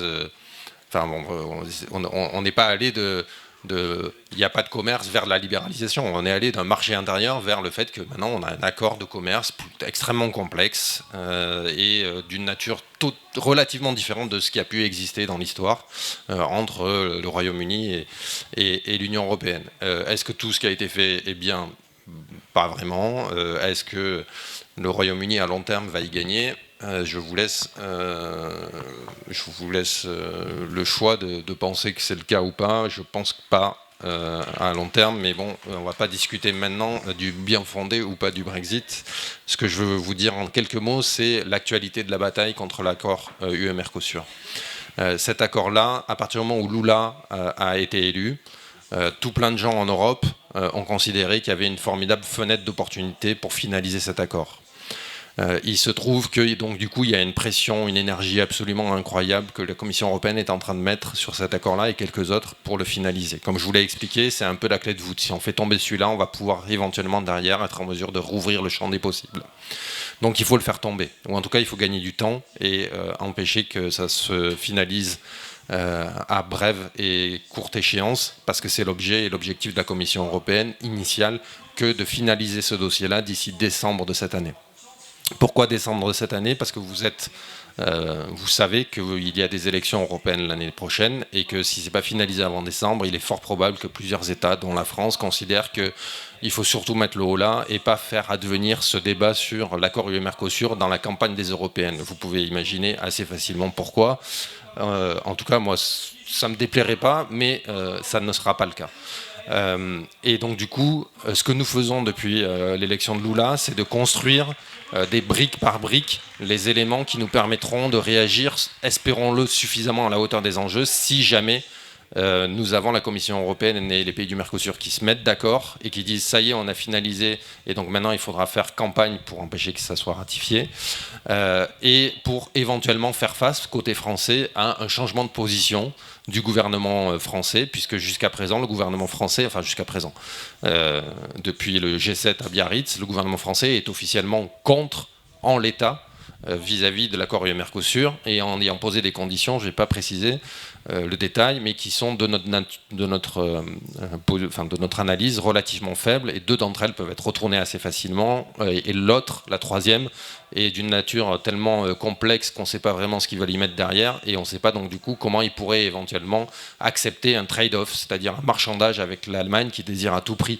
que cet accord voit le jour, et donc on ne sait pas à quel moment on pourrait y avoir un marchandage Allemagne-France sur ce sujet-là contre notre sujet, et qui pourrait retourner la position française, ou en tout cas que ça avance à Bruxelles sans qu'Emmanuel Macron dise jamais publiquement en France j'ai changé de position, mais en tout cas qu'il ne s'oppose pas et qu'il n'empêche pas l'accord de voir le jour à Bruxelles. Grosso modo, pour traduire la position française, on a une position qui dit non en l'état à Paris, et je ne fais rien du tout pour m'opposer à l'accord à Bruxelles. Et donc pour cela, nous avons une coalition française, je vous en ai parlé, nous avons une coalition européenne, et nous avons une coalition transatlantique avec nos camarades sud-américains. Vous allez peut-être entendre dans le débat public que les ONG ou la société civile brésilienne est favorable à l'accord UE-Mercosur, c'est pas le cas. On a un front brésilien contre l'accord UE-Mercosur qui est extrêmement large et qui regroupe 90% de la société civile brésilienne. Ce que nous essayons de faire donc du coup en France, c'est à la fois d'informer, à la fois de former des gens, parce que, et on le voit aussi dans cette discussion-là, il y a beaucoup de choses qui ont été perdues depuis la bataille contre le TAFTA, beaucoup de réflexes, beaucoup de compréhension de ce qui est en jeu. Donc on organise régulièrement des webinaires d'information et tout cela. Et la dernière chose qu'on veut faire, là, notamment dans les mois qui arrivent, là, c'est de faire signer des vœux disant aux collectivités territoriales, notamment aux communes, nous ne voulons pas de l'accord UE-Mercosur parce que nous voulons la relocalisation écologique et solidaire. Et qui disent également, nous sommes, nous, dans notre collectivité, à essayer de faire mieux, à essayer de faire face à la canicule, à essayer de faire du local ou je ne sais quoi, et vous allez nous faire venir un accord UE-Mercosur qui va saper tous nos maigres efforts qui peuvent être faits dans les collectivités territoriales. Donc nous avons une campagne pour demander aux collectivités territoriales de voter ces vœux-là. Pourquoi ? Aussi parce que ça peut être l'occasion d'organiser des débats localement, ça peut être l'occasion d'avoir des formations ou des gens à impliquer localement sur ces batailles-là, et donc du coup c'est ce que nous vous proposons dans les mois à venir, et si ça vous intéresse, vous laissez vos coordonnées là, et je vous enverrai toutes les informations nécessaires pour vous impliquer. J'ai dit exactement la même chose, sachez-le, à l'Université d'été des mouvements sociaux ce jeudi, où j'étais avec un atelier sur l'accord UE-Mercosur. J'ai dit exactement la même chose à l'Université des écolos, et d'ailleurs j'ai toujours mon truc, j'ai les 3, je suis content, ce vendredi, et plein de militants écolos ont laissé leur mail pour essayer de contribuer. Je vous le dis ici, et ça fait partie des sujets sur lesquels il y a un accord.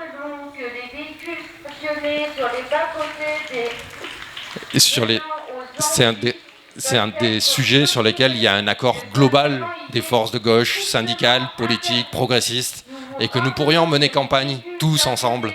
Et je ne dis pas plus de choses sur ce sujet-là, mais vous voyez où je veux en venir. Merci Maxime. C'est juste un tout petit mot avant de vous dire au revoir. C'est d'autant plus important. Bon, j'attends.